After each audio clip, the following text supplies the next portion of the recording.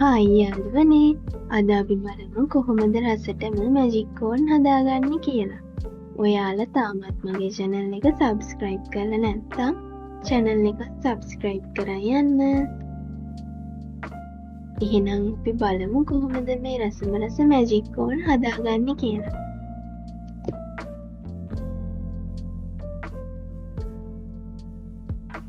මම මේකට අරගත්තේ තම්බපු බඩඉරිඟු කරලක්.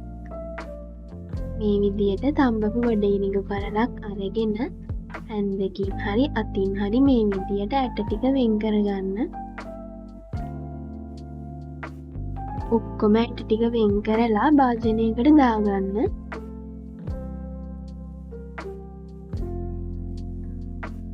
දැන් භාජනයක් ලිපේ තියලා ඒකට බටර් ටිකක් එකතු කරගන්න. බටර් ටික හොඳට රත් වෙන්න දෙන්න. බටර් නැත්තම් එළවලු තියුණත් කමක් නෑ. බටර් ටික හොඳටම රත් වුණාම වෙන් කරගත්ත බඩඉරිඟු වැට ටික එකතු කරගන්න. ගින්දර අඩුම කරලා තියාගන්න.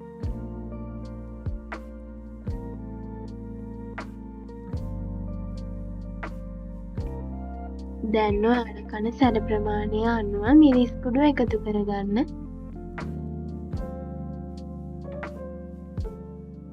මිරිස් කුඩු එකතු කරලා හොඳට කවලම් කරගන්න.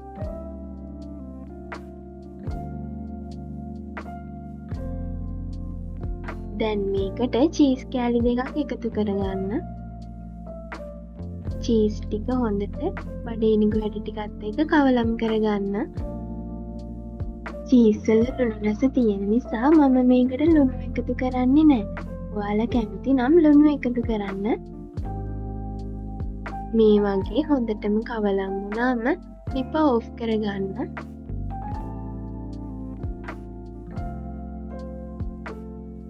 දැන් අපේ මැජික් කෝන් එක හරි. මගේ වීඩියෝ එක හොඳයි නම් ලයික් එකක් දාලා channel එක subscribe කරලා යන්න. ඔයාලා හැමෝටම බොහොම ස්තුතියි. මේ වගේ තවත් රස රහසකින් හම්බ වෙමු.